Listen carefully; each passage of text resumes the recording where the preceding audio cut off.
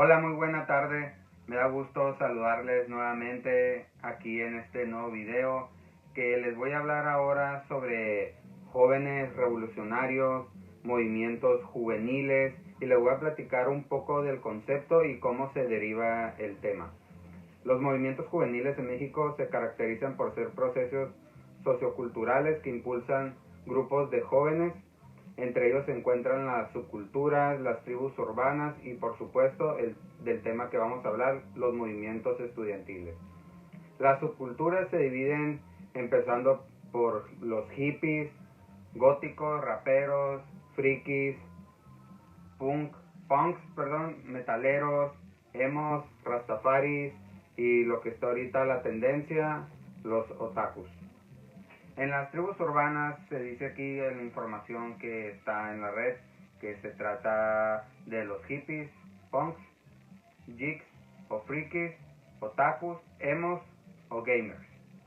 En los movimientos estudiantiles hay tres conceptos, tres sucesos que se vivieron aquí en México, que son los que más marcaron.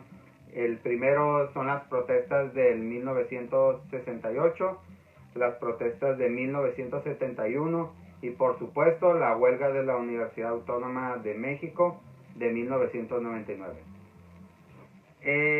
Empezando por el movimiento del 68, que es la marcha del silencio por todas estas expresiones que hicieron los jóvenes estudiantes. Y les voy a leer un poco qué fue lo que es el movimiento del 68. Fue un movimiento social en el que además de estudiantes de la UNAM y el IPN, participaron profesores, obviamente estudiantes, amas de casa, obreros, profesionistas de la ciudad y pues gente en general, ¿no? De la sociedad de México y que fue reprimido por el gobierno mexicano de aquel entonces, de Luis Echeverría. Ante esa represión de la tarde del 13 de septiembre de 1968, estudiantes y profesores marcharon hasta lo que es al Museo Nacional de Antropología y finalizó en el Zócalo, en una impactante demostración, ¿no?, de lo que es sus quejas, de lo que estaban exigiendo, ¿no?, de los cuales estos estaban siendo afectados, que se quería mostrar a la sociedad que los estudiantes no eran un montón de revoltosos, no eran alguien que querían tropezar a la sociedad mexicana, por supuesto, y mucho menos lo que es al gobierno, ¿no? Entonces, como al resultado del llamado del CNH, la respuesta fue masiva y acudieron más de 250,000 personas. También llegaron jóvenes con cinta adhesiva en la boca para evitar hablar fuerte. Lo único que se podía escuchar eran solamente murmullos y los pasos de los jóvenes, quienes con sus pancartas en alto pedían diálogo público. O sea, no llegaron tirando balazos o tirando cualquier otro tipo de proyectil o cualquier otra manera de afectar a la gente que iba acompañándolos o a la gente que los estaban observando. En ese de los únicos que hablaron fueron tres personas, tres estudiantes, pues, dos hombres y una mujer. Esto para dar a conocer cuáles eran los puntos que ellos querían mostrar para que pues se les fuera escuchados a ellos y que eso fuera en beneficio a todas y todos los estudiantes. El primero es que no se da un paso atrás a la lucha, o sea, no iban a dejar de desistir hasta que se lograra, hasta que los escucharan.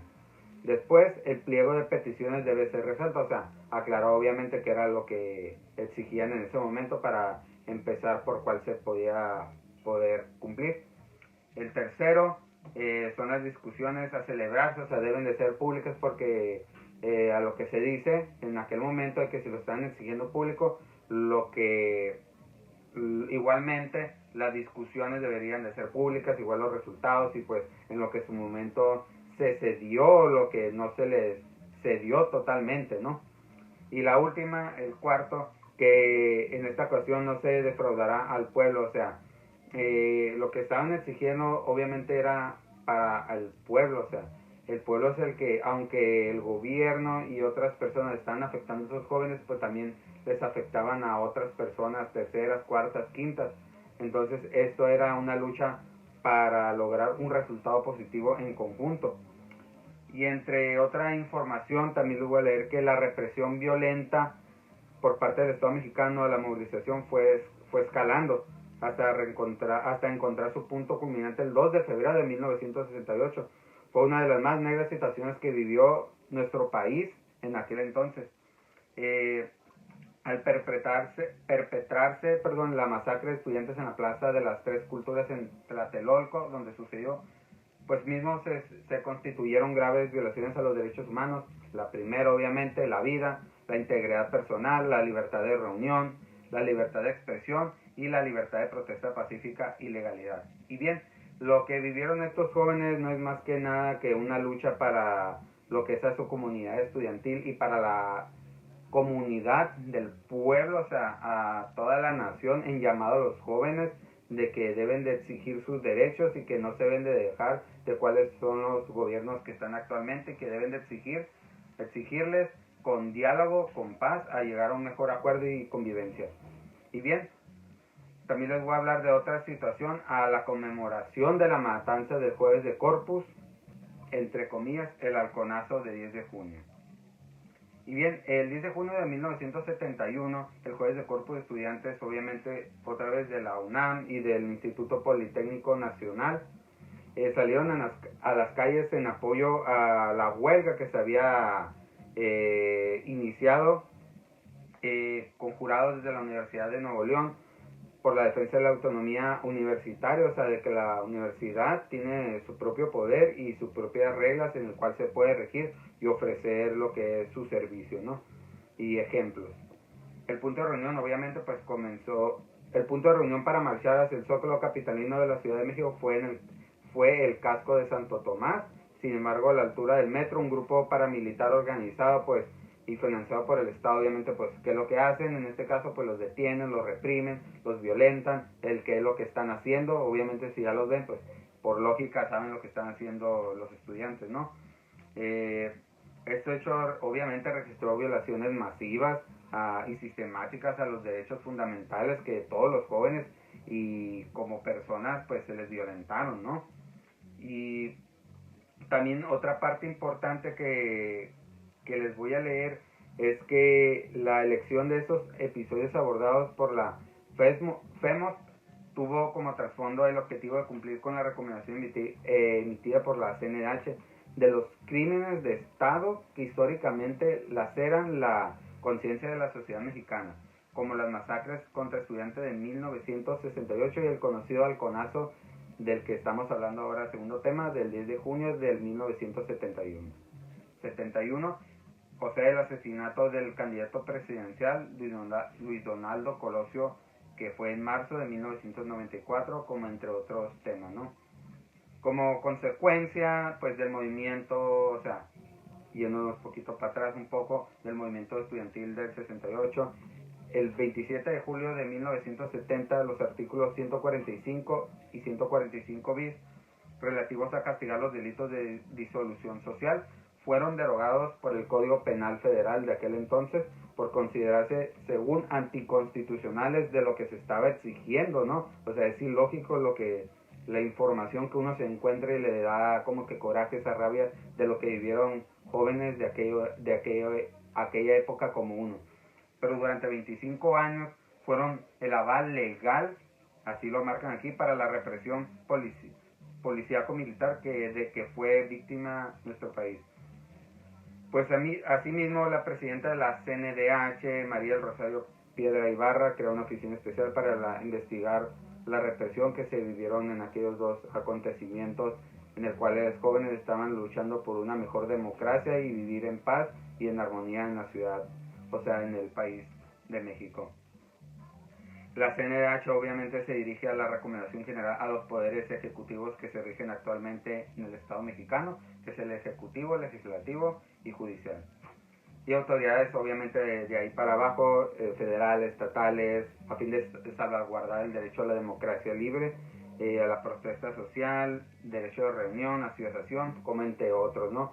Entre otros que es lo que te enseñan básicamente la gente que estudia leyes, estudia una licenciatura en Derecho, ¿no?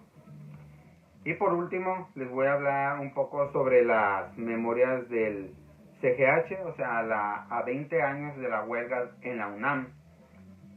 por Alberto Pacheco Guizar, Jorge Mendoza García y René González, ¿no? Que fueron los coordinadores en aquel entonces, que también fueron parte a la escritura de este comunicado, ¿no? De este escrito, en parte con la Comisión de los Derechos Humanos. Y bien, este habla un poco sobre las memorias que se vivieron en aquel entonces, ¿no?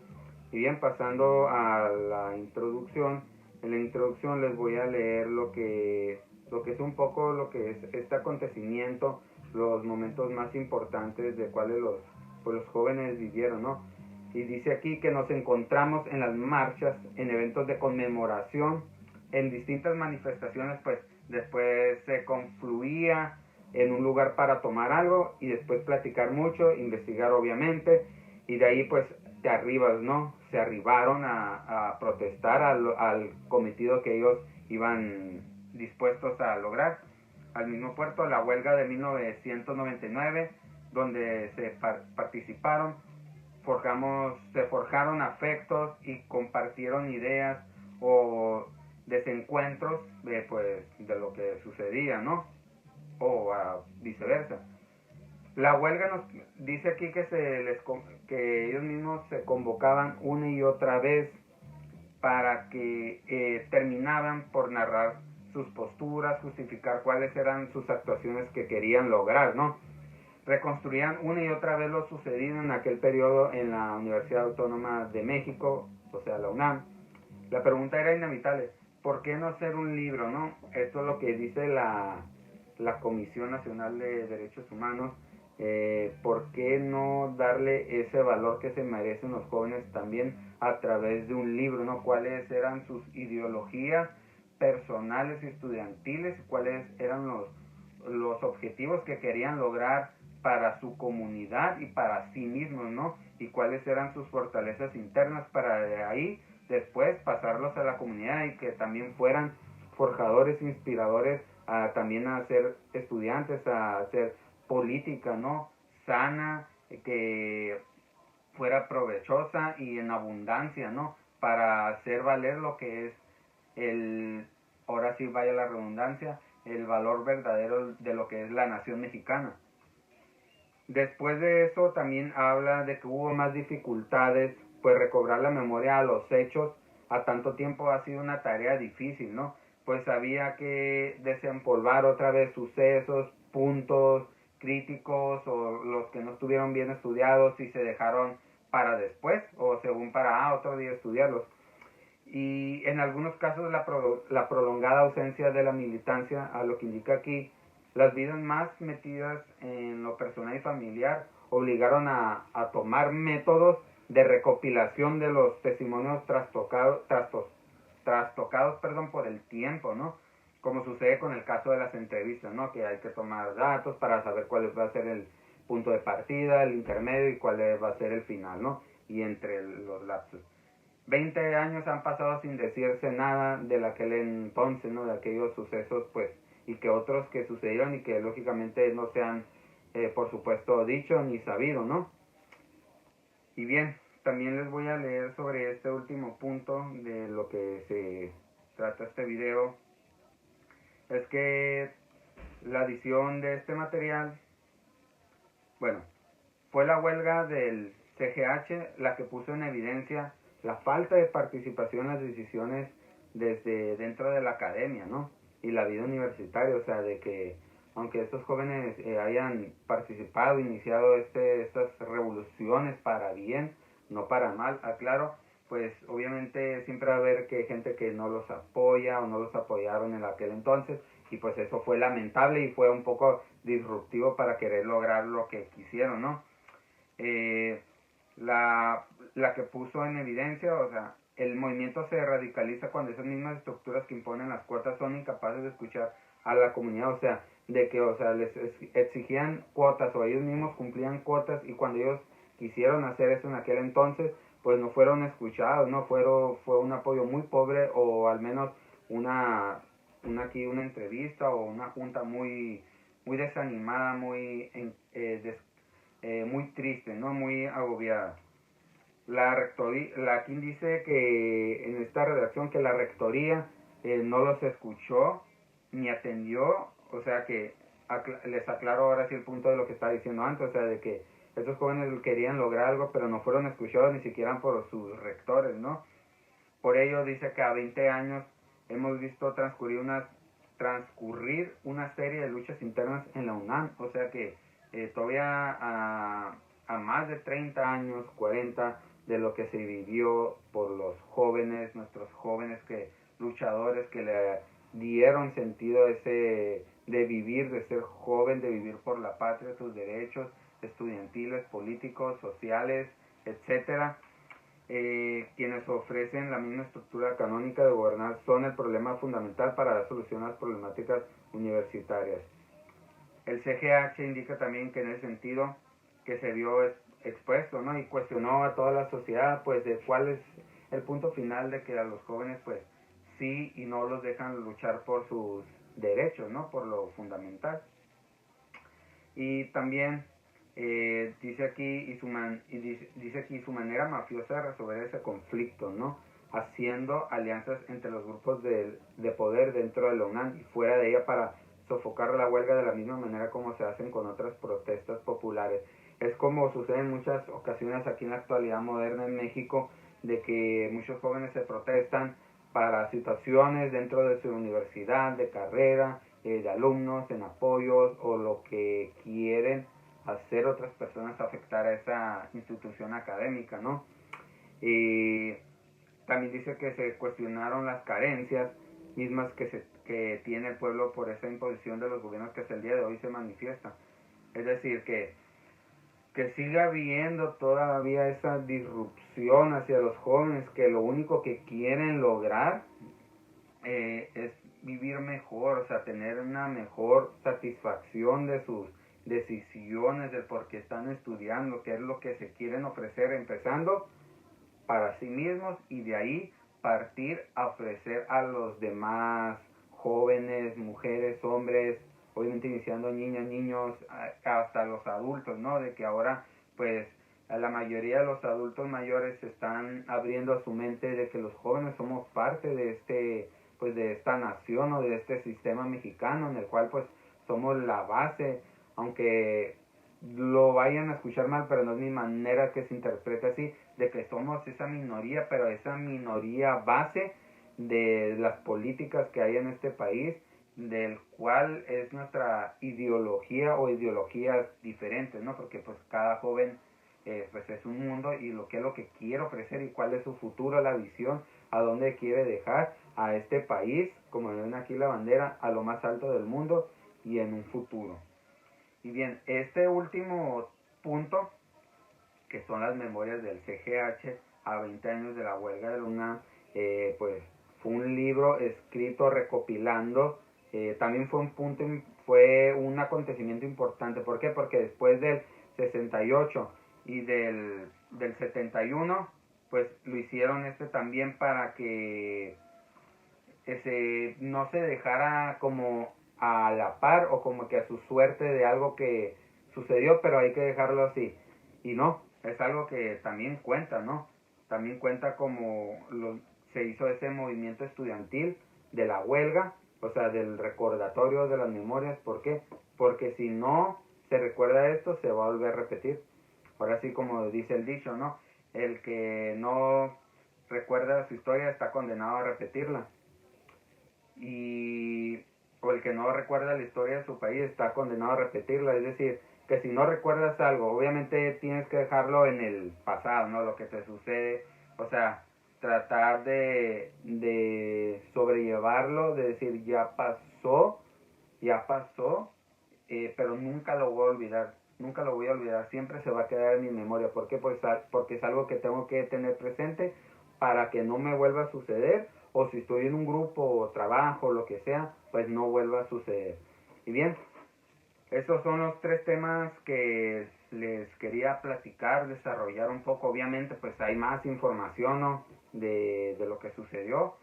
Los temas que les platiqué, se los vuelvo a leer, fueron de las protestas de 1968, las protestas de 1971 y lo último que les platiqué sobre la huelga de la Universidad Nacional Autónoma de México en el año 1999. Y bien, recuerden que los movimientos juveniles en México son muy importantes porque aunque sean procesos socioculturales que impulsan para sí mismos o a otros grupos de jóvenes, también son parte vital y fundamental de la sociedad mexicana y del sistema político que maneja este país. Bien, nos vemos a la próxima. Espero que les haya gustado este video. Esperen próximamente 2 videos especiales. Uno se va a grabar este sábado y va a salir el domingo. Y para la otra semana, igual en sábado, se va a grabar uno en vía Zoom y va a salir también para el domingo. Pásenla bien y que tengan un buen día.